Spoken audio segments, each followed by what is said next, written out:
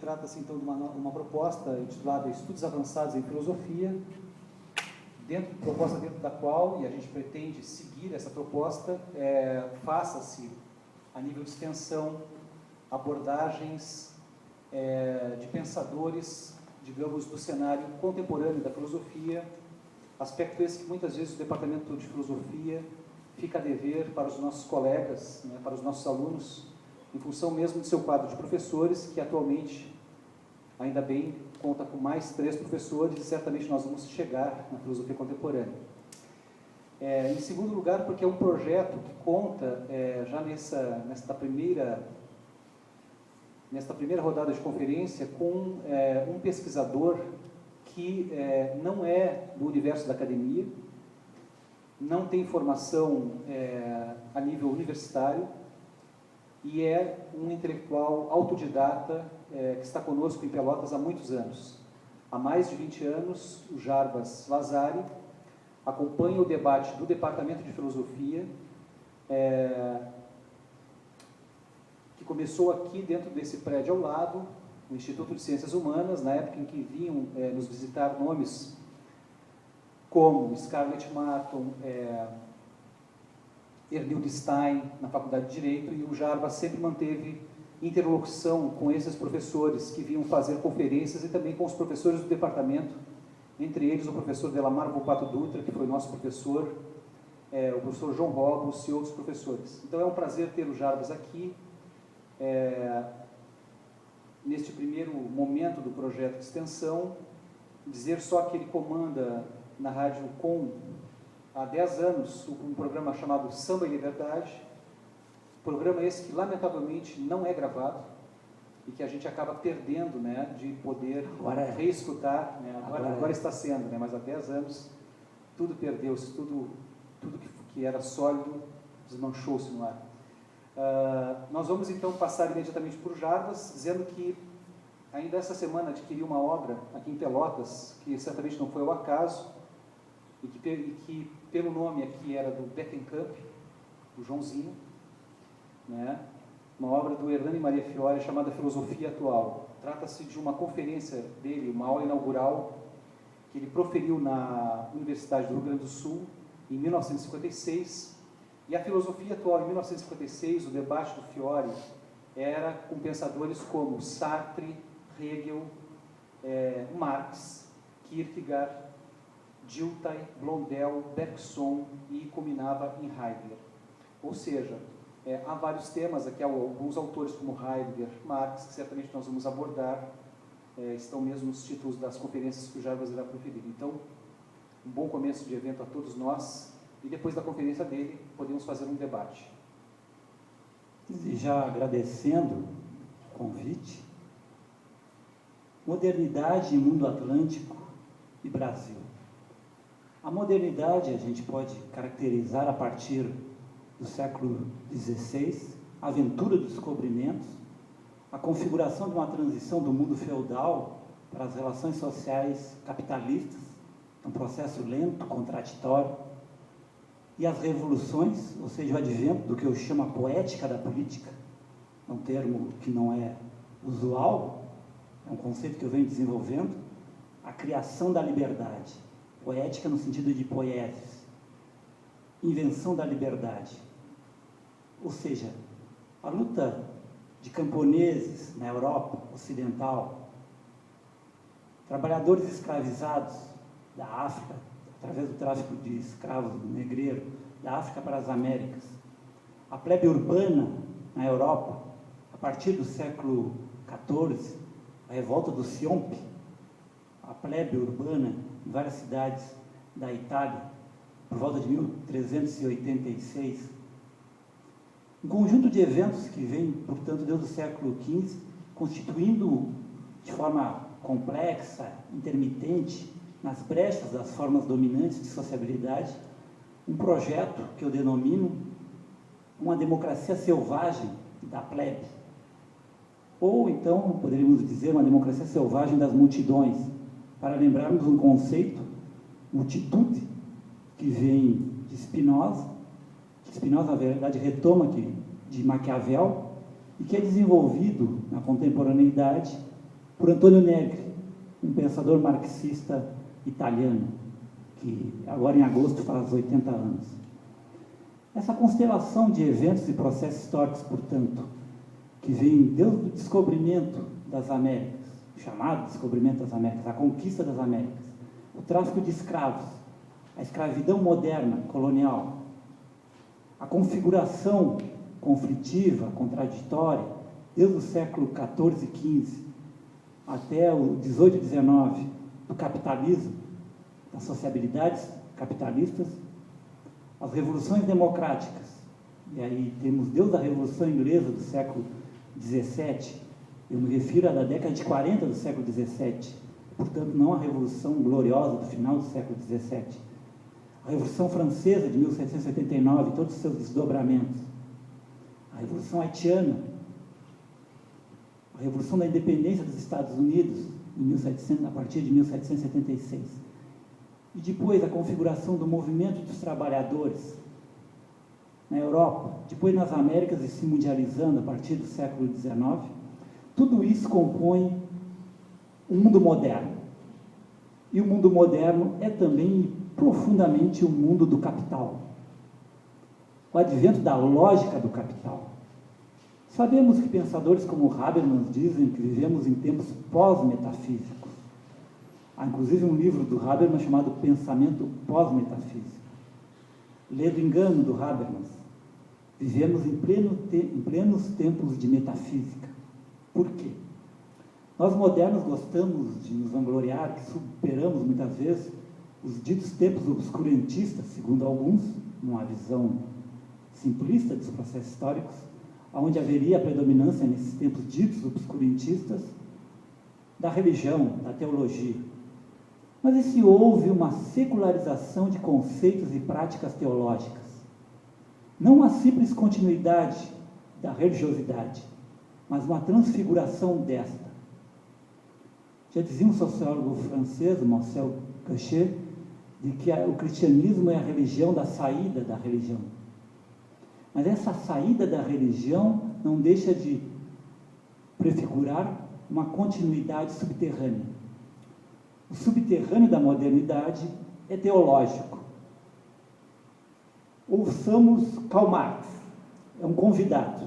Eu já esclareço. Aqui diz Rui Fausto e Karl Marx. São convidados para a nossa conversação. Não pretendo comentar Karl Marx. Primeiro porque uma palestra sobre Karl Marx seria mais do que insuficiente, um pensamento dessa complexidade. Segundo, eu não sou marxista. Ou seja, eu considero de que a contribuição de Marx é decisiva, é indispensável, mas mais do que insuficiente para pensar a modernidade. E eu poderia falar com relação a todos os outros pensadores importantes. Nenhum deles nos dá uma reflexão capaz de abarcar a complexidade do que é a contemporaneidade, ou o que eu chamo a modernidade mundo. Portanto, Marx é um interlocutor, é um convidado, como Rui Fausto, pensador brasileiro, nascido em 1935 em São Paulo, que está, portanto, com 78 anos.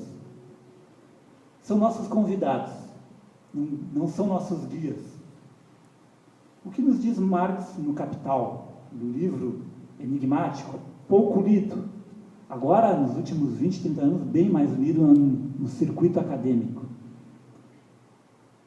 À primeira vista, a mercadoria parece uma coisa trivial, evidente. Analisando-a, vê-se que ela é uma coisa muito complicada, cheia de sutileza metafísica e manhas teológicas. Vejam bem, ele diz que a mercadoria é uma coisa muito complicada, cheia de sutileza metafísica e manhas teológicas. E logo depois ele fala de que poderíamos e deveríamos levar em conta, de forma analógica, a questão da religião para pensarmos esse mundo do capital. Porque realmente o capital é muito estranho. Há o valor de uso, a produção de objetos, bens de utilidade imediata, mas há o valor de troca. E isso é o Marx, chamado pelos comentadores maduro, o capital. Muitos desses comentadores colocam que é o Grundrisse, um marco, vamos dizer, desse Marx, a partir da contribuição da crítica da economia política, 1857-58, do Grundrisse, e o Capital, o primeiro volume, ele é publicado, editado em 1867. Portanto, aí nós temos, a partir do final da década de 50 do século XIX, um Marx dito maduro pelos comentadores. O Marx da elaboração da crítica da economia política. Nessa elaboração da crítica da economia política, Marx vai criticar autores como Adam Smith, Ricardo, da economia política clássica inglesa. E ele vai expressar e apresentar o caráter bifacético do trabalho, enquanto ao mesmo tempo abstrato e concreto, que por sua vez se representa na mercadoria, essa senhora metafísica que ele se referiu há pouco no Capital, que se representa na mercadoria, o trabalho, também como uma coisa dual, enquanto unidade indivisa, o valor, enquanto valor de uso e valor. Marx pensa o valor como uma objetividade fantasmagórica. Vejam bem o termo. Estamos diante de um mundo da modernidade, da lógica do capital, teológico, metafísico, e uma objetividade fantasmagórica, fantasmagorias, espectros. Aliás, eu utilizo e desenvolvo há muito tempo um conceito, os espectros da escravidão, ou seja, para pensarmos a formação histórica brasileira e do mundo ocidental moderno, atlântico, de forma ampla, nos defrontamos com espectros da escravidão, que são irmãos, ou primo-irmãos, pelo menos, dos espectros do capital. São indissociáveis deste, e ao mesmo tempo não são redutíveis a este, aos espectros do capital. Portanto, o valor é uma objetividade fantasmagórica, segundo Marx, concernente ao conteúdo abstrato, intrínseco à mercadoria. O valor de troca consiste na forma mediante a qual este conteúdo aparece no interior da relação de troca entre mercadorias diferentes entre si. O trabalho no capitalismo não é um processo somente material, mas uma relação social fundante. Ele constitui-se como processo de valorização de capital, mediado por uma relação de produção, forma-valor, que o converte no que ele nunca havia sido até então, uma mediação histórico-social fundamental. É importante a gente pensar que uma das novidades do mundo moderno capitalista é o advento do trabalho como forma social fundante, central. O que eu quero dizer com isto? O marxismo tradicional e várias passagens de Karl Marx, não vamos tirar a responsabilidade do grande pensador, do velho Mouro, Marx, em vários momentos do marxismo tradicional e em Marx, há uma visão do trabalho como uma forma transhistórica, ou seja, o trabalho seria uma essência do humano. Em qualquer forma social humana, o trabalho seria uma relação social fundante. Lê do engano. A boa historiografia, a boa antropologia, ao longo dos últimos 2 séculos pelo menos, e a reflexão filosófica mais inovadora da contemporaneidade nos coloca com lucidez e razão, ao meu ver, que o trabalho é fundante e central no domínio do capital, ou seja, nas sociedades modernas capitalistas. As sociedades não capitalistas, vamos dar um exemplo clássico, conhecido relativamente bem pela historiografia do século XX, Jean-Pierre Vernant, Pierre Telnaquet e tantos outros historiadores importantes, não só franceses. A Grécia clássica, a Grécia da polis ateniense que apaixona tanto o meu caro Cornelius Castoriadis. Mas essa Grécia também, no caso da cidade-estado Atenas, onde se realizou de forma mais radical a democracia direta, é espaço social do trabalho escravo. Intenso trabalho escravo na Grécia, nessa polis, em especial a polis ateniense, para não falarmos de forma genérica a Grécia clássica. Portanto, o trabalho escravo, uma economia que produz parcialmente em termos para o mercado. E de forma mais intensa isso ocorrerá, indo um pouco além, em termos cronológicos, no Império, na República e no Império Romano. A presença de formas escravistas. Portanto, aí há trabalho. Sim, mas o trabalho diferente do moderno. Vejamos bem, na polis ateniense, o estatuto, a relação social fundante é política. Você é escravo, você é meteco, estrangeiro, você é mulher, porque você... E esses estatutos são definidos a partir da condição que eles não têm, ou seja, eles não têm cidadania. É o estatuto político da cidadania que é a relação social central na cidade-estado Atenas. A partir dele, ou seja, da exclusão dessa condição, você, sendo mulher, está excluído da cidadania, sendo escravo, você está excluído da cidadania, sendo meteco estrangeiro, você não é cidadão. Essa é uma relação social fundante na cidade-estado Atenas. É a política. Tanto que, nesse grego, na língua de então, em Atenas, você não vai ter termo, como dizia Jean-Pierre Vernant, para trabalho. Portanto, o trabalho é realizado pelos escravos. Ele é importante, ele é base da reprodução material dessa sociedade, sim, mas ele não é fundamento. A relação social fundante é a política, ela que dá significação e sentido às relações sociais em Atenas. É com o advento da lógica plena do capitalismo é que o trabalho é transformado como uma relação social que é abstrata e concreta e fundante das relações sociais. Nós nos definimos pela condição do trabalho. A sociedade do trabalho se advém com a lógica dominante do capital. Portanto, aí já é algo que rompe com a visão tradicional, uma visão que há em certas passagens de Marx, e é profunda em várias correntes do marxismo tradicional, e é disseminada dentro de uma ideologia que é a ideologia do nosso mundo, do mundo capitalista, que o trabalho faz parte de toda a forma social humana e que ela é a essência fundante. Na verdade, as sociedades não capitalistas, algumas há trabalho, mas esse trabalho não é a relação social fundante. E outra, há um termo da dialética, e aí entra Rui Fausto, nosso outro convidado para a interlocução, que ele diz: pressuposto e posto. Isso, em termos de dialética, é decisivo. E aí é uma herança hegeliana. Pressuposto, podemos colocar algo que é e não é, que está quase no limbo, vamos usar esse termo, que já nos remete para um universo teológico. Está entre o não ser e o ser. Algo que não é pleno, algo implícito, algo que está no lusco-fusco, um jogo entre o escuro e o claro. O posto, o que é plenamente posicionado, é o que está explicitado, é o que é plenamente. Nesse jogo dialético entre o pressuposto e o posto, entre a pressuposição e a posição, diríamos que nas sociedades não capitalistas, não modernas, ou como Marx diria, pré-capitalistas, o trabalho está pressuposto. Ele é e não é. Ele não está plenamente posto. Por quê? Porque ele não ordena as relações sociais como globalidade. Não há plenamente...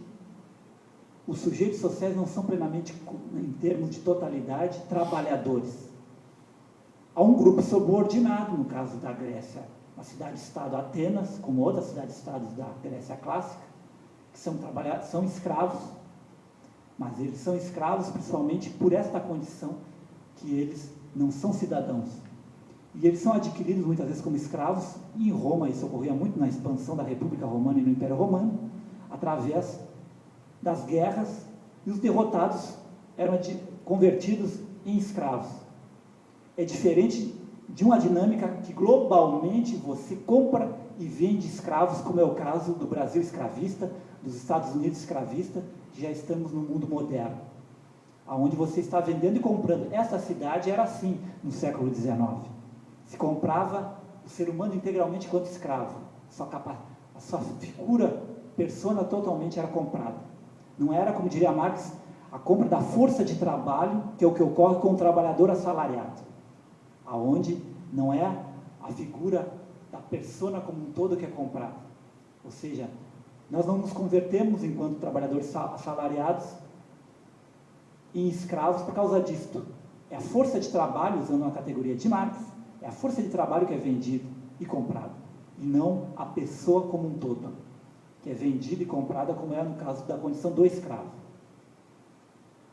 E outro exemplo, que ainda complica mais, porque são sociedades contra o trabalho e contra o Estado. Aí eu me lembro de um antropólogo francês, Pierre Clastres. Sociedade contra o Estado, uma obra clássica da década de 70. As sociedades ameríndias, no caso, Tupi-Guarani, as quais os portugueses se defrontaram quando chegaram aqui no nosso litoral no século XVI. Os Tupinambás, os Guaranis. Eles se configuravam contra o Estado, ou seja, eles não tinham Estado. Eles não tinham um aparelho de poder impessoal, de certa forma com autonomia relativa diante da sociedade, como nós temos. E eles não tinham o trabalho. E por que eles eram contra algo que não tinham, diria alguém? Dentro de uma lógica do entendimento. Se não tinha, como é que você vai ser contra algo que não tem? Mas na dialética, e portanto aí diferenciamos a lógica formal e do entendimento e a lógica da linguagem da dialética. Dentro do registro da linguagem e a importância da dialética, porque nos leva a compreender isto, o Estado está pressuposto como trabalho nas sociedades ameríndias. Ou seja, nas sociedades ameríndias, eles trabalham 2, 3 horas nas coletividades ameríndias, e isso quase não existe hoje, essas sociedades ameríndias tais quais eu estou falando, que isso nos remete, na verdade, muito mais ao passado. Mas as ainda sobreviventes com essas formas tradicionais de sociabilidade delas, trabalhavam 2, 3 horas em meio a 6 meses, vamos dizer assim. Elas não tinham Estado, mas elas tinham um elemento que é a chefia, que se colocava como ameaça de se configurar como tal, de se configurar com a tal autonomia que pudesse constituir uma dimensão própria, autônoma de poder coercitivo, com monopólio da violência, como se diz, se define o Estado. Mas elas conjuravam e configuravam diferentes mecanismos socioantropológicos para evitar que o chefe se cristalizasse como um rei, por exemplo. De tal forma de que o líder, o chefe, passava falando, ele era quase um porta-voz da tribo e um interlocutor diante de toda a coletividade. Ou seja, ele tinha que exercer a sedução constantemente para convencer a coletividade de qualquer proposição que ele achasse que deveria ser executada. E assim, muitas vezes, ele não conseguia, e geralmente não conseguia realizar isso. Ou seja, o chefe jamais se constitui nesse mundo ameríndio, Tupi-Guarani, como outros, em um rei. Não há configuração, portanto, de Estado. E não há trabalho. São sociedades também que viviam constantemente, e as que ainda vivem nesses modos com essas formas de sociabilidade, de modo a que não havia um trabalho sistemático. Tantas horas eu vou trabalhar. Você caçava, pescava, havia plantação, muitas vezes, geralmente nessas sociedades, as mulheres, mas não havia a divisão de trabalho sistemática, onde há um tempo dedicado ao trabalho, há um tempo do lazer, como no mundo moderno ocidental, e que se universalizou e mundializou em termos do capitalismo. Portanto, o melhor de Marx é quando Marx é capaz, na sua crítica da economia política, a compreender essa diferenciação, e ele faz essa diferenciação, entre sociedades onde o trabalho, mesmo quando existe, ele não é fundante das relações sociais, não é a relação social fundamental, ele pode ser importante na reprodução material dessas sociedades, mas ele não define o sentido dessas sociedades. Ou seja, são sociedades que não vivem a produção pela produção como é no capitalismo. São sociedades onde a produção é determinada por uma lógica de guerra, a lógica da expansão no Império Romano, a lógica do poder imperial, a lógica da Igreja Católica, a lógica do poder teocrático, a lógica do poder do partido Estado. E aí há uma novidade na modernidade, que é a economia se autonomiza no capitalismo. Ou seja, a produção, a economia, fundadas na relação social-trabalho, se autonomizam no capitalismo. Mas aí ocorre um acontecimento histórico que é a Revolução Russa de 17. E vai surgir a partir daí o que se denomina de forma vulgar o socialismo real, que eu, na esteira do Rui Fausto, denomino como sociedades despótico-burocráticas, aonde a lógica do capital não é a lógica fundante das relações sociais, mas sim o partido-Estado, No início, na Rússia, que vai se configurar como União Soviética, os bolcheviques, constituídos como Partido Comunista da União Soviética. Nesse tipo de sociedade, como na China, a partir da Revolução de Mao, Cuba, na Europa Oriental, o socialismo real, o Partido-Estado Comunista, é o núcleo de uma nova forma de dominação. E as relações sociais são outras. Ao contrário do que a gente pensa na modernidade, onde existe relações socioeconômicas, economia, política, cultura, religiosidade, diferentes esferas de ação social que têm autonomia relativa à própria arte. No mundo não capitalista, no mundo pré-capitalista, muitas vezes a arte estava imantada ao campo do religioso. A religião imantava todas as relações sociais. Inclusive o trabalho era imantado aí. Um Estado teocrático como o incaico, por exemplo, o Inca, que era o chefe político, militar, religioso, todos serviam a ele. As relações sociais estavam nucleadas no culto a ele. Todas as redes sociais tinham essa pirâmide, onde o sentido era dado por uma relação social que passava por essa figura, que era o núcleo para se configurar os que serviam ele e que no topo da hierarquia era um grupo dominante. Mas a arte, a religião, tudo era imantado, não havia essa separação como há na modernidade. O socialismo real parece que é uma forma de modernidade, uma sociedade industrial, a industrialização intensa, a partir da Revolução Russa, aonde retoma-se uma condensação, aonde o econômico perde autonomia diante do poder, dessa forma, a partir do Estado, onde o político, o econômico, o cultural são imantados numa relação social que tende a uma certa homogeneização. Há, portanto, uma inusitada criação histórica, um novo animal, uma nova forma de sociedade, diferente da sociedade capitalista, tal como a gente conhece ao longo dos últimos séculos.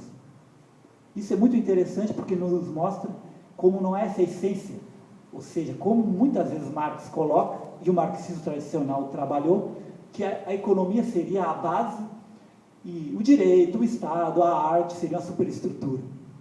Isso é um dos Marx, como eu digo, não é todo Marx, e esse Marx foi o dominante dentro de uma leitura que se tornou hegemônica no marxismo tradicional. É uma leitura, claro, incorreta e reducionista, porque os mundos sociais não são assim. Claro que o mundo do capital é o que se aproxima mais desse esquema, mas não é bem assim. A economia se autonomiza no mundo capitalista, mas ela não é uma base, uma infraestrutura que determina a superestrutura. De forma alguma. Há um jogo de se abismar entre o econômico e o político, de uma complexidade tal, que a gente não pode pensar de forma base e superestrutura o capitalismo. E o socialismo real, nesse sentido, é muito interessante para a gente pensar uma forma de sociedade onde o econômico volta a ser amalgamado junto ao político, e essa forma de poder do partido-Estado, que gere as empresas, gere de forma radical as mais diversas relações sociais. E há um momento, uma forma social, dentro da história do socialismo real, das sociedades despótico-burocráticas, que é o momento do totalitarismo. O stalinismo, o maoísmo, e que a gente pode, em outra evolução histórica, no totalitarismo de direita, o nazismo, pensar num esquema onde surge uma figura que lembra os déspotas antigos, o Inca, o faraó, lembra, mas não é exatamente isso. É diverso disso. Que é a figura do egocrata, para usar um termo de Claude Lefort, filósofo francês do século XX, do século passado, já falecido, no início desse século. Claude Lefort fala do egocrata se referindo a Stalin, mas também a Mao Tse-tung, poderíamos falar até de Fidel, quando estava plenamente no comando do Estado cubano. O egocrata é o esquema onde o Partido-Estado comunista, que controla as relações sociais, político-econômicas, culturais, que são imantadas ao poder desse Partido-Estado, e o egocrata é a figura do chefe totalitário, do ditador totalitário, que condensa todo o poder, ao ponto de que, o que seria inconcebível numa sociedade capitalista clássica, ele tem poder de eliminar figuras poderosíssimas dentro da hierarquia e do grupo dominante, como o caso de Stalin, que mandou eliminar vários generais, várias figuras decisivas da alta cúpula das Forças Armadas e do próprio Partido Comunista da União Soviética, na década de 30, 40 e 50, no início dos anos 50, até ele morrer. Ele eliminou grandes figurões, grandes figuras poderosas do grupo dominante. Ora, isso demonstra uma articulação social e de poder inédita, que é do socialismo real, das sociedades despótico-burocráticas, como chama o Rui Fausto. Isso, portanto, é muito interessante para a gente ver que o capitalismo é uma forma singular de sociabilidade e que Marx, em alguns momentos, soube perceber isso, em outros não. E uma forma singular de sociabilidade, que é a nossa forma social existente e dominante. Mas ela não domina totalmente o mundo que vivemos. O Rui Fausto, para colocar na beleza do nosso outro interlocutor, diz o seguinte, que essa leitura do nosso mundo social moderno simplesmente como capitalista ou dominado pela lógica do capital é insuficiente. Por quê? Porque nós vivemos em sociedades que são democracias capitalistas, pelo menos algumas delas. As democracias liberais capitalistas e os direitos coletivos e individuais que colocam possibilidade de brecarmos o domínio do capital, de questionarmos ele, de questionarmos também deliberações das instâncias do Estado. O direito de ir e vir, o direito de eu ter um programa de rádio onde eu posso fazer crítica ao capitalismo, onde pode haver manifestações sindicais, manifestações como tem ocorrido ultimamente. A ordem liberal democrática capitalista. Claro que o capitalismo nem sempre convive com ordens de relações sociais democráticas, que diga o período da ditadura militar. Mas aonde existem formas democráticas, há uma contradição, um oxímoro, diria o Rui Fausto, ou seja, um termo, um conceito que em si é contraditório, que é a democracia capitalista. Cornelius Castoriadis, filósofo do século passado, grego-francês, dizia que vivíamos em regimes oligárquicos liberais capitalistas. Ou seja, nós podemos, através da eleição, mudar as elites dirigentes, oligarquias, mas nós não vivemos uma democracia ao ver do Castoriadis, porque a democracia para Castoriadis é autogoverno. É uma sociedade onde não há dominantes, não há dominados, e onde não há uma lógica abstrata de dominação social, como é a lógica do capital. E não há Estado. Onde há Estado, há dominação. Portanto, democracia capitalista ou regimes oligárquicos liberais capitalistas, vivemos uma contradição na modernidade, uma contradição entre um polo, que é a condensação, a consolidação e às vezes a cristalização da conquista das lutas de operários, de mulheres, de movimentos sociais mais diversos, que colocou um polo, que colocou limites à lógica do capital e do Estado moderno nacional, e coloca possibilidades, que não é algo determinado, possibilidades, ou seja, abertura para com que coletividades e indivíduos possam questionar o poder do domínio do Estado, do capital, colocar limites, inventar direitos, reivindicar novos direitos. Diz Claudio Lefort que a democracia é, por excelência, a invenção de direitos, é um processo incessante de conflitos sociais e de invenção de direitos. Portanto, vemos que a modernidade, o mundo moderno, o mundo onde é tramado isto que nós chamamos Brasil, o mundo atlântico, é um mundo agitado e conflituoso, onde se há a lógica do Estado, também uma lógica de abstração, de um poder impessoal, o Estado nacional, que se consolida e se constitui ao longo do século XIX, se há, por outro lado, a lógica do capital, poderosíssima em expansão seu poder nas últimas 3 décadas, também há uma dinâmica democrática.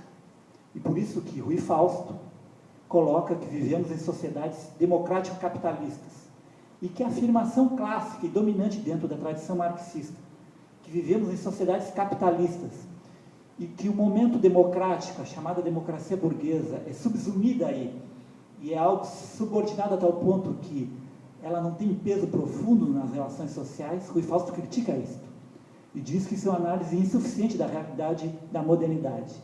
Mas ele critica também o liberalismo, quando os liberais e a visão vulgar, hegemônica, a imprensa, todo mundo chama nossas sociedades, ou a sociedade brasileira, como democrática. Rui Fausto diz, não, há uma dimensão de dominação, que é a dimensão capitalista. a visão liberal dominante pelo próprio senso comum vigente na sociedade capitalista, que coloca como sociedades democráticas, sociedades, ou seja, livres. Rui Fausto, e com ele concordaria, por exemplo, Castoriadis e o próprio Marx nesse sentido, são sociedades marcadas por dominação. A dominação de classe e algo que funda a dominação de classe capitalista, que é a dominação abstrata, impessoal e quase objetiva do trabalho. Ou seja, nós, para vivermos, temos que trabalharmos. Esse é um mundo centrado nisto. E uma conquista, alguns até questionarão como conquista, enfim, é que alguns segmentos da sociedade que não são capazes de terem rendas mínimas, por forma de trabalho precários que tenham, eles podem ser e são auxiliados por políticas do Estado, políticas diferenciadas. Poderíamos usar o exemplo mais imediato, Bolsa Família e outros, ou o Estado do Bem-Estar Social da Europa Ocidental, ou seja, algo que advém com a conquista da luta dos trabalhadores e de diferentes movimentos sociais dos oprimidos. Nós vemos, portanto, um quadro complexo aí, e que o Rui Fausto nos coloca que vivemos em sociedades democrático-capitalistas ou então liberal-capitalistas democráticas. Isso nos remete, mais uma vez, ao diálogo com Marx. Marx, quando vai pensar sua crítica ao capital, ao capitalismo, ele caracteriza esse outro que deve ser criticado e superado enquanto modo de produção capitalista. E como eu disse há pouco, ele coloca que a democracia é um momento, uma forma política deste. O liberalismo, como eu falei agora, caracteriza essas formas sociais modernas como democráticas simplesmente. E eis aí algo que o Rui Fausto coloca que é ideológico, ou seja, essa caracterização liberal como uma ideologia, ou seja, ela oculta a dominação capitalista. A grande questão é que Marx pensa diferenciado ao longo de sua obra. Se no Manifesto Comunista ele diz que o importante é a gente abolir a propriedade burguesa, e ele faz a crítica em cima do modo de produção capitalista, já no Marx Maduro, chamado pelos comentadores Marx Maduro, no Marx do Grundrisse, no final da década de 50 do século XIX, e do Capital, de 1867, primeiro volume, Marx vai trabalhar com a questão, em outros textos também de Marx, como os manuscritos econômicos filosóficos, ele vai trabalhar com a noção de pré-história e história. Ele diz o seguinte, o esquema de Marx vai ser o seguinte: a pré-história são todas as formas onde há dominação. Portanto, incluindo aí o capitalismo, todas as sociedades anteriores ao advento do socialismo, do comunismo, são sociedades que estão na pré-história. O ser humano é e não é aí. Aquele jogo do pressuposto e posto. Dentro dessa visão dialética, o ser humano, enquanto sujeito, é e não é. Porque o sujeito, no caso do modo de produção capitalista, e isso é explícito no Capital, o sujeito é o capital. As classes, no caso, a burguesia e o proletariado no Capital são predicados. Vejam bem, no Capital o sujeito, e aí o título, por isso que o título é o Capital. O sujeito é o capital, o predicado é as classes, burguesia e proletariado. Portanto, tanto no modo de produção capitalista como nas outras formas sociais, o que o Marx chama de forma errônea, modos de produção pré-capitalistas, que não são modos de produção pré-capitalistas, ao meu ver, mas que ele chama assim, isso tudo é um conjunto que é a pré-história. A história, vamos dizer, formas de humanidade, de relações sociais, onde há dominação, onde há Estado, onde, como diz o Marx, a história da humanidade é a história da luta de classes, onde há dominação de classes. A história plenamente, quando o ser humano plenamente vai ser posto, ele vai ser sujeito, advém com a revolução, e a vitória da revolução, é claro, com o socialismo, com o comunismo. Aí é o fim das classes, o fim do Estado. Advém o comunismo. O sujeito está posto. Saímos do pressuposto para o posto, das pressuposições para a posição plena. Esse é o jogo da dialética. Marx, filho de Hegel, um grande filho de Hegel. Portanto, O homem na pré-história, como Marx define, e aí incluindo aí na pré-história o modo de produção capitalista, que segundo Marx é o que impera no mundo que vivemos. O homem é e não é. Veja bem, isso é uma aberração, eu sei, para a lógica do entendimento, para a lógica formal. Mas a realidade, e nesse aí é um acerto de Marx, a realidade histórico-social realmente é metafísica e ela trabalha com essas dimensões.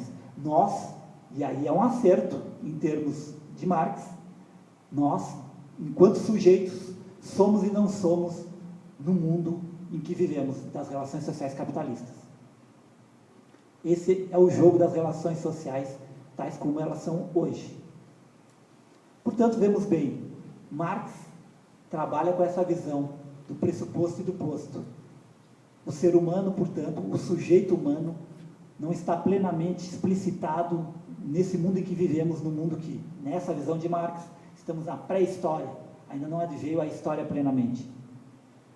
Esse esquema é mais rico no sentido de que, aí Marx coloca que a revolução e o comunismo têm a ver com a abolição de todas as formas, não só com a propriedade burguesa, a abolição de todas as formas de dominação e exploração. E isto, sem dúvida nenhuma, é uma visão mais rica de movimento revolucionário.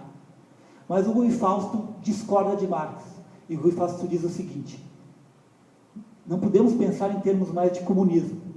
Por quê? Porque o comunismo trabalha com a ideia de que não vai haver Estado. E o Rui Fausto diz: vai haver Estado numa democracia socialista. Portanto, o Rui Fausto rompe com a ideia de comunismo, porque ele diz que não podemos pensar em termos de um projeto de realização de uma sociedade comunitária, no sentido que não haja mais Estado. Por exemplo, para Rui Fausto, Marx, quando trabalha nesse horizonte, está pressupondo a ideia de que há o fim da política, ao fim de abstrações sociais que regulariam as relações entre nós humanos.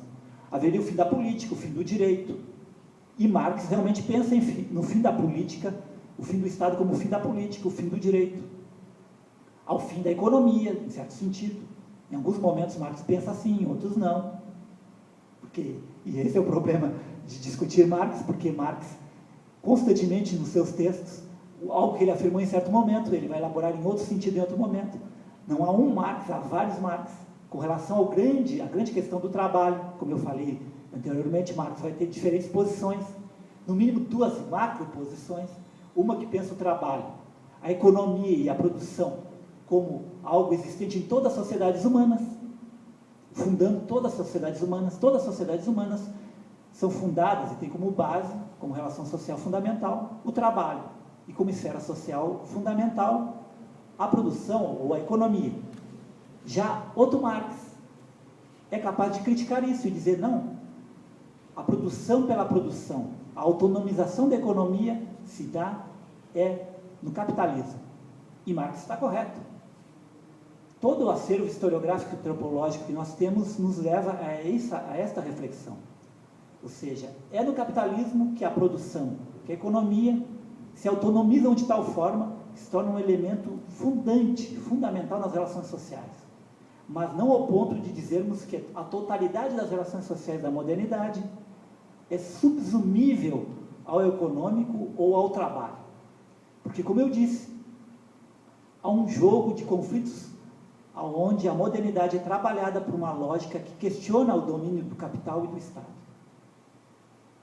E isso é central porque não podemos definir as sociedades capitalistas ocidentais, ou liberal-oligárquica capitalistas, como diria o Rui Fausto, e convergiria nesse sentido Castoriadis, não poderíamos definir e não devemos defini-las como totalitárias.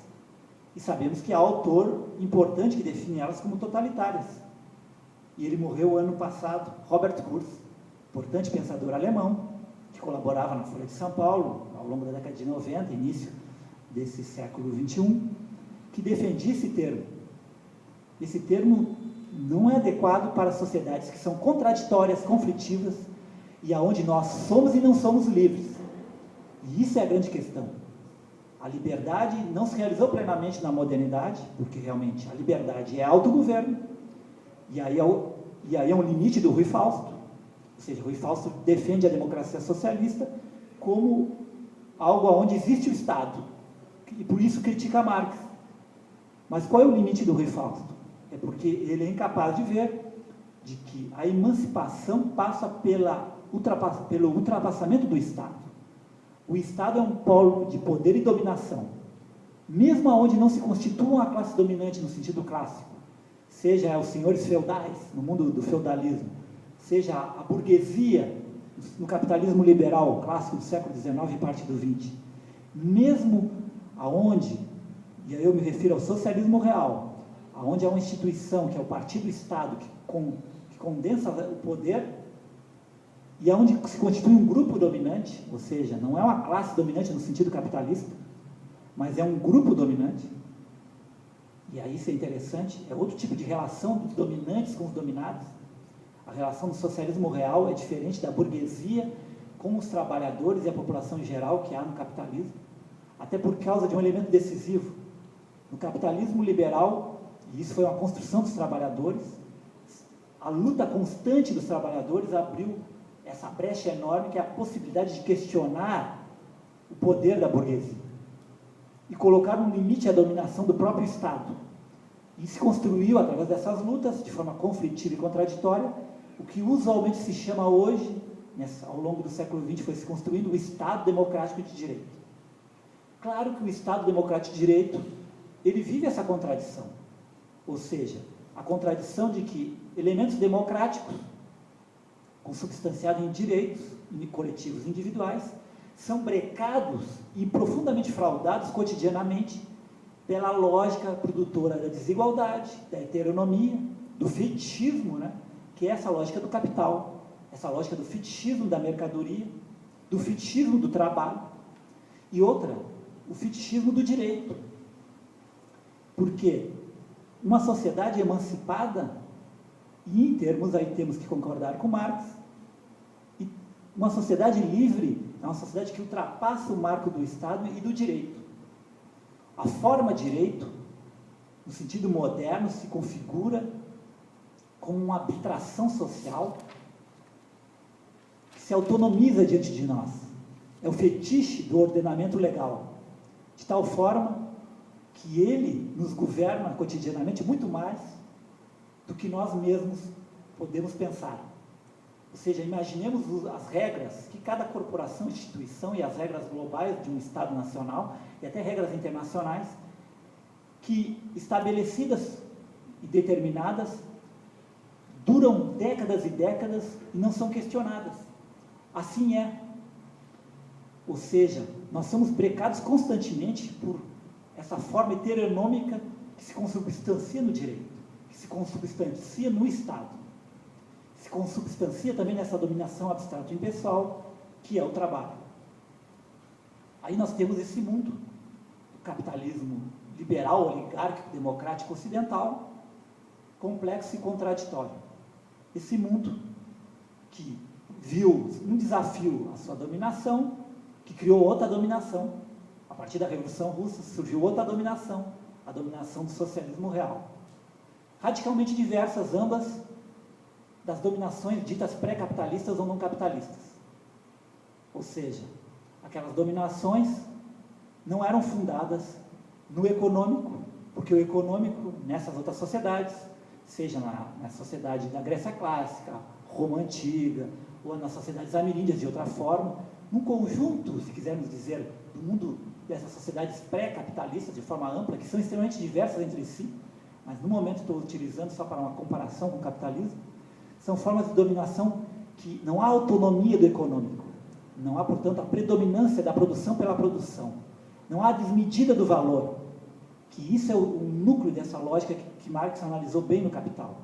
O valor se valorizando a si num processo de desmedida, que a gente vê bem nesse jogo aonde, no capitalismo contemporâneo, mais do que o que é produzido, o valor de trilhões de dólares em termos de produção de bens e o movimento de serviços, o capital financeiro supera isso largamente há muitas décadas já.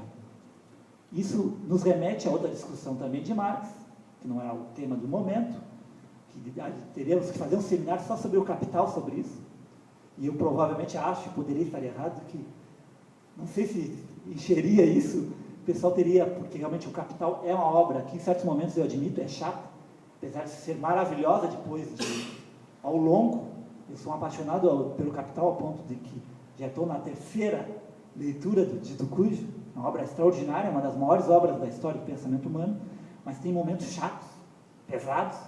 A linguagem é uma ruptura, porque a dialética marxiana e toda a herança do legado hegeliano ali está pesado, densamente. Portanto, não é nada fácil, mas no Capital tem essa questão do capital fictício, que tem correlação com o capital portador de juros. Essa é uma grande discussão central para a gente pensar o mundo do capitalismo financeiro contemporâneo, o mundo do virtual, das redes. A gente vive no mundo isso, nessa dinâmica, que tem a ver também com as transformações tecnológicas, mas mais do que isso, com a dinâmica do próprio capital enquanto dinheiro, que se autonomizou, ele se autonomizou diante de nós. Essa autonomia é impressionante. Eu estava falando dessa abstração do jogo das formas do direito, do Estado, mas pensem na autonomização do capital dinheiro, do jogo financeiro, de tudo isso como permeia nosso cotidiano. Isso é algo fascinante e aterrorizador, porque isso está no núcleo das relações sociais nossas cotidianas. Nós somos governados por isso muito mais do que pelo Estado Nacional, muito mais do que por preceitos de qualquer outro tipo. Cotidianamente, é o subterrâneo, obsceno e central da nossa modernidade. É essa lógica da autonomização, da valorização sem fim do capital. Nesse sentido, Marx ainda é muito atual para nós e é um interlocutor indispensável. E não só o Capital, como a obra anterior dele, publicada o ano passado pela editora Boitempo, Grundrisse, que é uma obra do final da década de 50, uma grande obra, que também é muito importante nesse sentido. Portanto, nós estamos aí diante dessa modernidade, dessa dialética do capital, essa dialética do Estado, que também se autonomizou, se construiu como Estado-nação moderno, as formas jurídicas, a forma direito, e ao mesmo tempo foi invadido pela exigência, desde a Revolução Francesa e norte-americana no século XVIII, a exigência da soberania popular. O povo é o soberano. Aí há uma conquista, sim, a exigência democrática. O povo é a fonte do poder, ele é o soberano, não é mais o rei. Mas espera aí, o rei era o soberano, mas o soberano dos soberanos era, e aí o esquema teológico, e aí um autor interessante para a gente colocar na discussão, na próxima terça eu vou trazê-lo, o italiano Agamben, tem a revista Cult, fala sobre ele, a última, Giorgio Agamben, talvez o mais importante filósofo da contemporaneidade, provavelmente o maior filósofo dos vivos, o Giorgio Agamben, que é essa questão do soberano. Então, o soberano é uma categoria teológica, e a democracia moderna está amarrada nela. E grandes pensadores, geralmente, e aí Jean-Jacques Rousseau também, no contrato social. Então, nós substituímos essa figura que, na verdade, é teológica, ali está Deus, ele é um presente ausente, vamos pensar dialeticamente.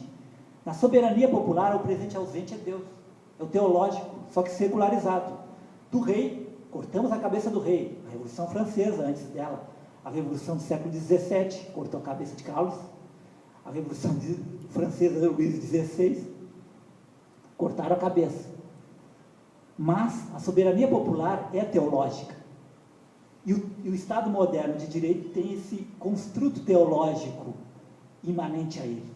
E só nós podemos superar isso se nós superarmos a forma direito, a forma política em termos de Estado. Liberarmos a política do capital, sim, mas também do Estado, inclusive na sua formação de Estado moderno democrático. Ou seja, a soberania popular tem um construto, uma dinâmica, um dispositivo teológico imanente a ele. Assim como há um dispositivo metafísico teológico que nos remete à lógica do capital.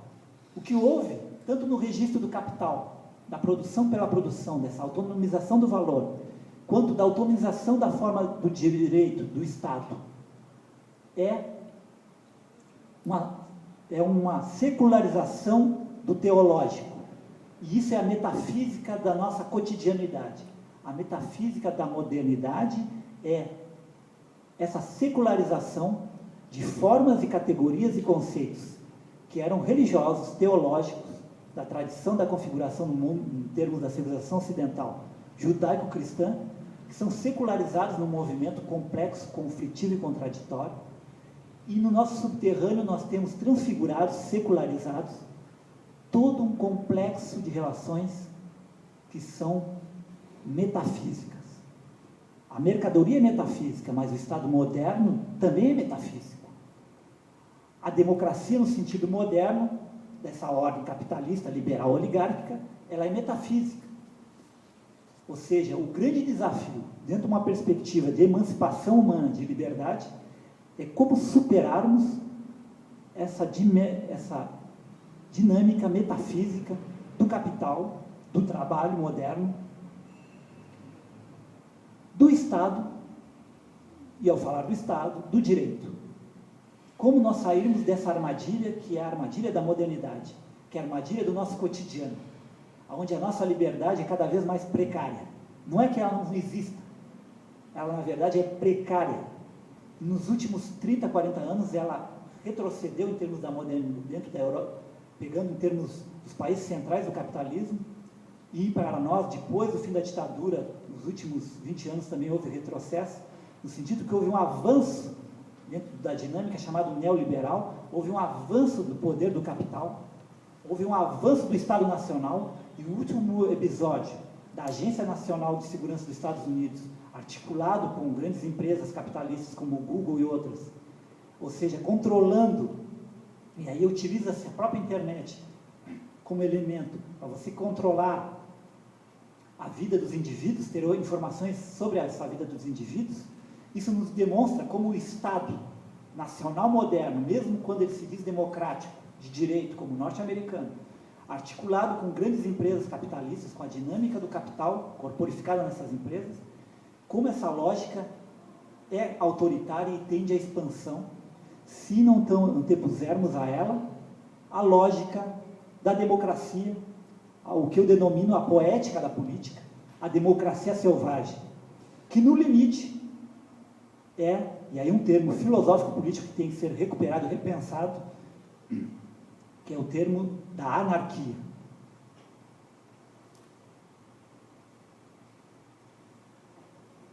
O que eu quero dizer com a anarquia?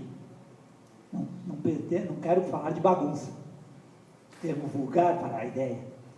A anarquia, e aí eu já estabeleço um diálogo para vocês verem como esse ciclo todo vai ser cheio de pontes, e vai ter um específico sobre a anarquia, o anarquismo. A anarquia não é propriedade do movimento anarquista, o que não quer dizer que ela não tenha relação profunda com a experiência dos anarquistas. Quando eu falo anarquistas, eu me incluo essa tradição que me formou politicamente profundamente e que eu tenho um carinho extraordinário, a tradição anarquista. Eu fui criado entre sambistas, minha bisavó negra, e anarquistas, meu bisavô, que eu não conhecia, italiano, os amigos dele, imigrante italiano e anarquista. Então eu fui uma coisa inusual, roda de samba, onde havia a herança do samba e havia a herança anarquista. Se falava com paixão, e aí é que vem uma crítica, às vezes quase um culto religioso com relação a algumas figuras do anarquismo, como Malatesta, grande anarquista italiano. Mas enfim, a anarquia remete aqui para uma praxis selvagem, uma poética da política no sentido de que coletividades humanas e indivíduos ao longo da história, as mais diversas, de forma intensa, desde o século XVII e XVIII, vêm inventando formas de democracia selvagem, ou seja, de autogoverno, ou seja, de contestação do direito enquanto forma do Estado, contestação do poder do capital, contestação do próprio trabalho. Ou seja, quando há expansão, a partir do século XVII e XVIII, do trabalho escravo, a escravização nas Américas, a revolução do capitalismo, ou seja, a pré-revolução industrial do século XVII, depois a revolução industrial, o próprio Marx fala disso no Capital, a acumulação primitiva, há um processo de imposição a você da condição de trabalhador, senão você era preso, você era o vagabundo, o mendigo, você era obrigado a trabalhar. O agricultor, e aí ao fim da propriedade comunal na Inglaterra, isso é no século XVII, E há uma expansão da agricultura privada capitalista no século XVII na Inglaterra e na Europa Ocidental em geral, mas a ponta de lança é a Inglaterra no século XVII, e há, portanto, a imposição do trabalho assalariado, o assalariamento, na forma dominante do capital. Mas também nas Américas, para os indígenas, ou parte da população indígena, na América portuguesa e espanhola em especial, há formas como a mita e a própria escravização, pura e simples também, no próprio Brasil colonial, e a escravização dos africanos, o trabalho escravo dos africanos, que é essencial na Revolução Industrial. O produtor de riqueza é essencial na Revolução Industrial do capitalismo no século XVIII e XIX.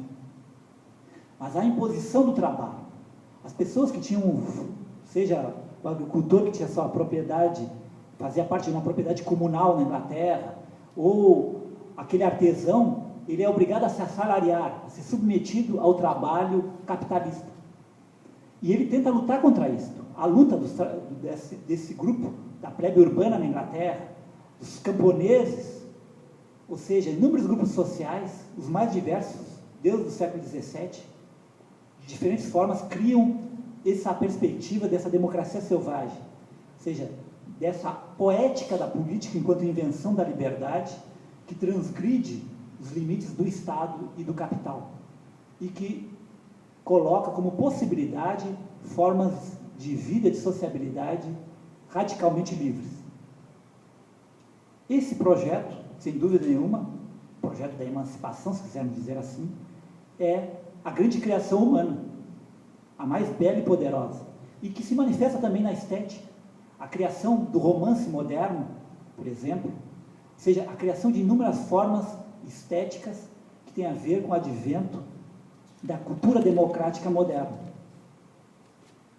Bom, eu já me alonguei nesse amplo painel, dialogando um pouco com Marx e com Rui Fausto, fiz um amplo painel dessa modernidade, da lógica do capital, do trabalho, do Estado.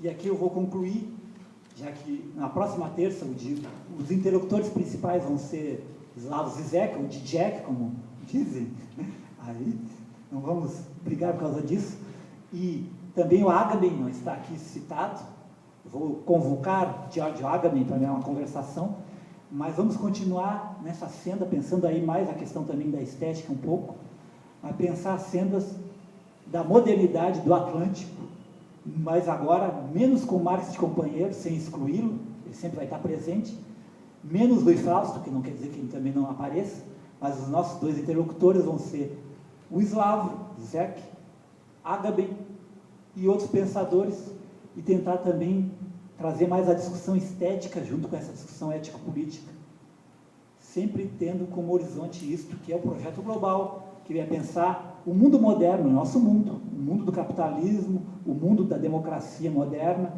o mundo do romance, o mundo da canção popular, da forma canção, do jazz, do samba, o mundo, enfim, que é da hipermodernidade, o nosso mundo. Eu agradeço a atenção de vocês.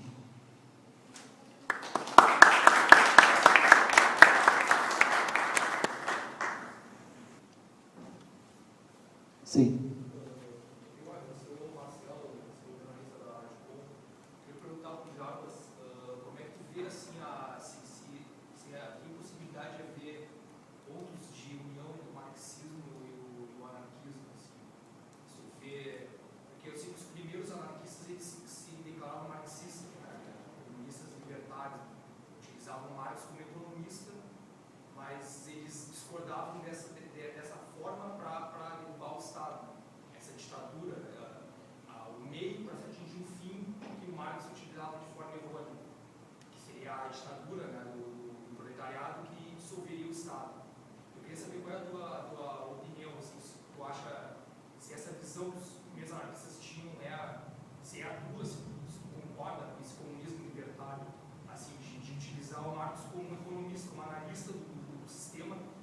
Da análise dele, da análise econômica dele, propor uma forma de derrubar o Estado, não a forma do que Marx propõe. Bem, o problema e houve autores como Daniel Guérin que tentaram fazer esse diálogo, anarquismo, marxismo. O problema passa porque a análise econômica, em sentido estrito, não há em Marx. Por que num sentido estrito? A análise que ele faz, enquanto economista, é emantada pela filosofia. Ou seja, a crítica da economia política, e aí eu falo do Marx maduro, né, o Capital, o Grundrisse, o Capital, como duas grandes obras. Vejam bem, Marx não se propõe a fazer, mesmo que em certos momentos inconsciente ele caia no domínio, vamos dizer, do imaginário capitalista, Marx não se propõe a uma nova economia política, ele faz uma crítica da economia política. Isso é a grandeza de Marx. Mas nessa crítica da economia política, e aí demandaria, como eu disse, a gente fazer, quem sabe, outra oportunidade, um seminário sobre o capital, há problemas. Há problemas, por exemplo, na definição, quando Marx define que a força de trabalho, ela é mercadoria. Ela é e não é mercadoria, eu diria para Marx. Isso demandaria toda uma exposição, ou seja, eu questiono a análise econômica, filosófica do Marx com relação ao capitalismo. Eu digo que ela é indispensável, nós temos que dialogar com o Marx, mas ela é insuficiente, porque em vários momentos o Marx cai prisioneiro do próprio imaginário capitalista, ou seja, ele cai prisioneiro das categorias e formas sociais que ele quer combater. Ou seja, um dos grandes críticos do capitalismo, que é Marx, em certas passagens e momentos do próprio Capital e de outras grandes obras dele, o próprio Grundrisse, ele é incapaz de pensar de forma radicalmente crítica com relação ao capital. Como eu disse, em certos momentos o Marx pensa que o trabalho é a essência do humano, uma essência transhistórica, ontológica. Em outros, o que é errado. Em outros momentos o Marx coloca o seguinte: não, o trabalho moderno, nesse sentido, é uma construção histórica que advém com o capitalismo. E a economia é uma relação social central no capitalismo. Ela não é central em todas as sociabilidades humanas. Então, há vários Marx. Realmente, tens razão, alguns anarquistas no início tinham esse diálogo, utilizavam as categorias de Marx, e havia alguns anarquistas. Até porque, vamos ser bem claros, apesar da importância e alguns acertos na própria filosofia da miséria do Proudhon, e aí é uma discussão que é interessante se retomar, ou seja, o Proudhon defende que numa sociedade pós-capitalista a circulação simples deveria ser mantida e que ela, não quer dizer que com ela o capital vá renascer, mas isso é outra discussão, não vamos pegar isso. Mas enfim, naquela circunstância o grande economista, filósofo extraordinário que realmente havia à mão era Marx. Agora, na contemporaneidade, nós temos hoje uma crítica toda a Marx, que coloca que a análise dele com relação ao capitalismo é insuficiente. Ela é problemática, porque em vários momentos ela é presa da própria lógica capitalista. Ela tem limites. Ou seja, isso foi vulgarizado por quê? O marxismo tradicional e segmentos do anarquismo tradicional foram presos também no sentido de que eles pensavam em fazer a crítica ao capitalismo a partir do trabalho. Então, qual era a classe que seria o sujeito da revolução? Os trabalhadores. É um ledo e engano.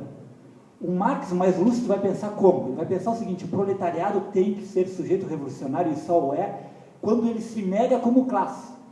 Ou seja, o proletariado se nega enquanto trabalhadores e, portanto, questiona o trabalho como categoria social fundante das relações sociais. Questiona a lógica do capital. Porque o capital exerce seu domínio pelo trabalho, entendem? O que eu quero dizer é que nós não podemos pensar como o marxismo tradicional e o anarquismo tradicional, parte dele, não todo, pensa que é o seguinte: a partir do trabalho, os trabalhadores vão ser os sujeitos principais para fazer a crítica ao capitalismo.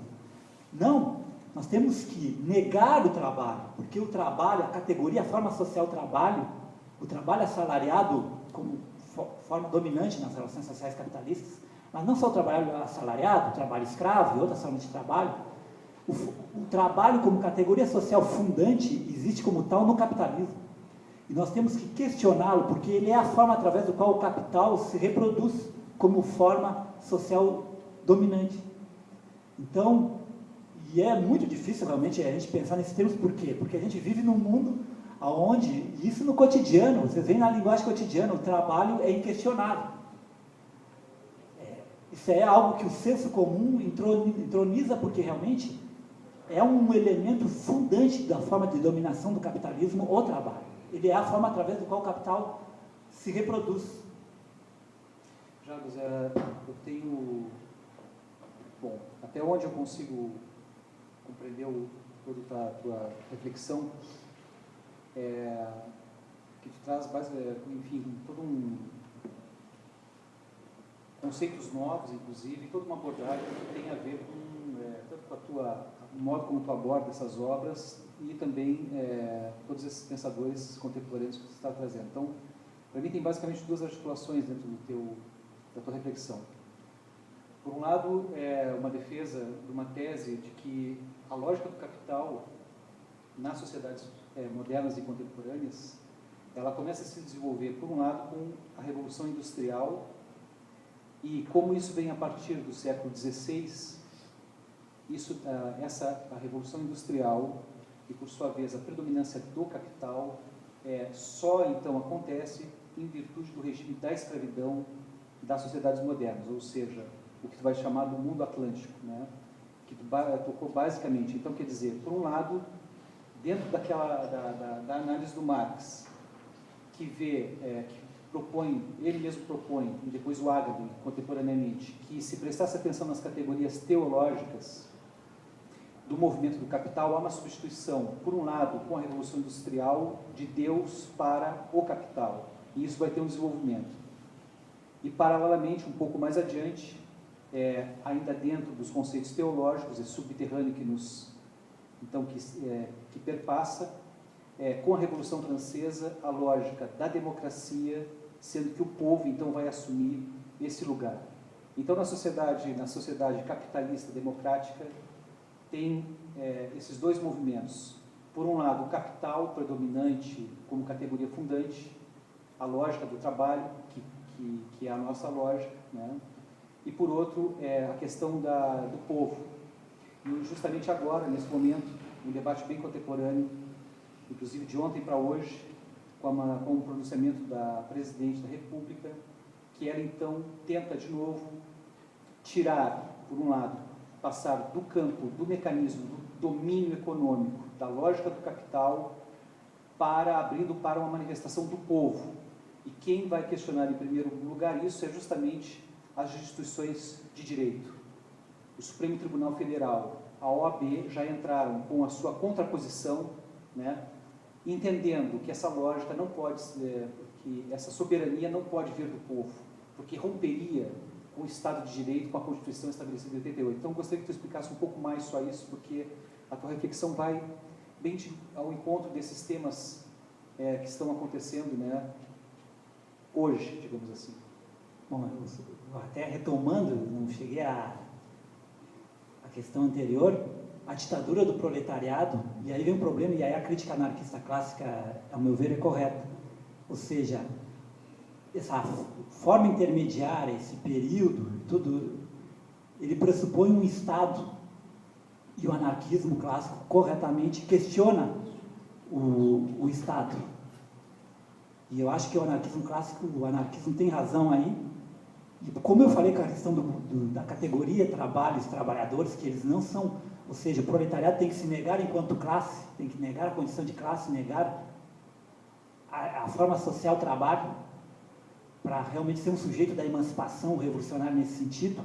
Portanto, a ditadura do proletariado, ela, na prática política histórica, ela levou e abriu um caminho para equívocos extraordinários, ou seja, ela serviu para legitimar a ditadura do partido-estado totalitário. É isso que é o problema. Na história efetiva foi isso, ou seja, ela serviu para isso. E é um ensinamento hoje, ou seja, qual é o grande ensinamento? O ensinamento é de que a emancipação passa pela ampliação da autonomia de formas coletivas e individuais, de autogoverno. Ou seja, passa por ultrapassar o Estado, questionar o Estado, questionar o direito, questionar a lógica do capital. E aí eu entro na questão que o Luiz levanta. Eu falei, assim, agora eu vou explicitar mais isto. Essa lógica da modernidade é tanto do capital como emaranhado a ela, indissociável, mas não redutivo a ela, a lógica do Estado também. Essa lógica do Estado foi, vamos dizer, sofreu um impacto democrático de uma noção que ela é mesmo uma armadilha. Qual é a armadilha? A soberania popular. E eu falei sobre isso. Qual é a armadilha? A noção de soberania, ela é teológica. Rousseau ficou perdido aí. E boa parte do pensamento, às vezes até de esquerda.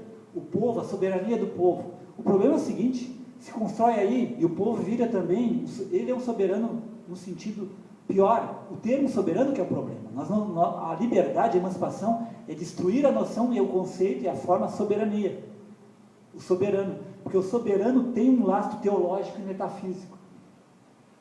O soberano povo, na verdade, legitima o Estado democrático. Um jogo onde, por exemplo, coloca um limite ao poder do Estado, no sentido, vocês têm que levar em conta as demandas do sujeito povo. Mas quem fala em nome do povo? Lembremos uma gozação, uma piada que fez o Castoriadis quando esteve em Porto Alegre na década de 90, que ele disse: vocês imaginem o que é a metafísica da representação. De repente, e na época foi eleito, o presidente era o Collor, que é coisa piorada. Mas imagine o Collor, pode ser até o Franklin Delano Roosevelt, na década de 30 dos Estados Unidos. É uma metafísica, realmente, mais uma vez a metafísica. Você vota, e aí o Espírito Santo não, mas a soberania popular, a voz do povo é imantada, sai dali, e os representantes, os eleitos, os congressistas, e o presidente da República, no presidencialismo, é a voz popular. Ele é a encarnação da soberania popular. O principal, não é o único. É o Congresso, é o Parlamento e é o presidente. Isso é um esquema teológico. A noção de democracia selvagem, de anarquia, no sentido político-filosófico mais radical, leva ao questionamento disso. Ou seja, a emancipação passa por romper com essa teologia e metafísica que está não só imantada na lógica, na categoria e nas formas do capital, do trabalho, mas também do Estado, inclusive do Estado democrático de direito. A democracia representativa capitalista é um processo, tanto pela sua dinâmica capitalista, pela dinâmica do Estado nacional, do Estado que se quer democrático de direito, é um processo teológico metafísico. Claro que nós não estamos diante do culto ao Deus judaico-cristão, mas nós secularizamos Deus. Deus está vivo, mas é outro Deus. Não vamos banalizar a mudança, a secularização é importante. Aí, um companheiro vai aparecer nessa discussão. Nietzsche. Nós deveríamos aí ter o outro interlocutor. Por quê? Porque realmente Deus, ele é uma morte que ele não está morto. Nesse sentido, é um morto-vivo. As fantasmagorias, espectros, verdade, ele é um morto-vivo. Ele é um morto-vivo que se encarnou via soberania popular, nas democracias representativas ocidentais, se encarnou no Estado Nacional, que se constitui hoje como Estado Democrático de Direito. Só vai ser morto de morte matada, como diria Guimarães Rosa, se nós ultrapassarmos o Estado, o direito, o capital e o trabalho. Eles, na modernidade, eles são indissociáveis. E eles vão se desdobrar de forma diferente. No socialismo real, o desdobramento dessas categorias e formas é um. No capitalismo é outro. E no capitalismo não é só um desdobramento. O capitalismo do Estado do bem-estar social tem um tipo de desdobramento dessa dinâmica capital, trabalho, Estado, direito, que é diferente do capitalismo dos Estados Unidos e de todos que vão nessa esteira. Como o nosso, que é um capitalismo, como diria o velho Chico de Oliveira, o grande sociólogo marxista, é um estado do mal-estar social. Né? Vamos ser bem, o estado do bem-estar social é uma coisa, não é a política de Bolsa Família. Isso aí é uma brincadeira de uma pseudo-esquerda. Estado de bem-estar social, meus caros, é algo que está sendo desmontado em termos, parcialmente, infelizmente, na Europa, que foi uma conquista das lutas dos trabalhadores, parcialmente. Nós vivemos ainda num estado de mal-estar social, e não é à toa que houve várias dessas manifestações, e basta ver o que é a periferia das cidades brasileiras, inclusive desta. O que é o capitalismo na sua realidade, o que é a dificuldade de transporte público. Imaginem ela em São Paulo, no Rio e Porto Alegre, mas já imaginem aqui como ela é. Então, nós vivemos num mundo de uma metafísica. O Habermas está radicalmente errado. Não há mundo pós-metafísico. Há uma nova metafísica. Isso sim. A metafísica moderna, capitalista, democrático-representativa, liberal, sem dúvida nenhuma, ela tem conexões à continuidade. Mas a gente tem que, dialeticamente, pensar que isso também há, e há principalmente, ruptura. Há uma secularização, o Agamben trabalha muito bem isso, há uma secularização de categorias teológicas, mas não há ruptura, não houve, ou seja, nós não matamos as divindades, elas se transfiguraram, mas a transfiguração é importante. A gente tem que compreender a transfiguração e compreender o jogo de continuidade e de descontinuidade, da transfiguração, para compreender o que é a metafísica moderna, que se consubstancia em capital, trabalho, direito, Estado. Outras questões?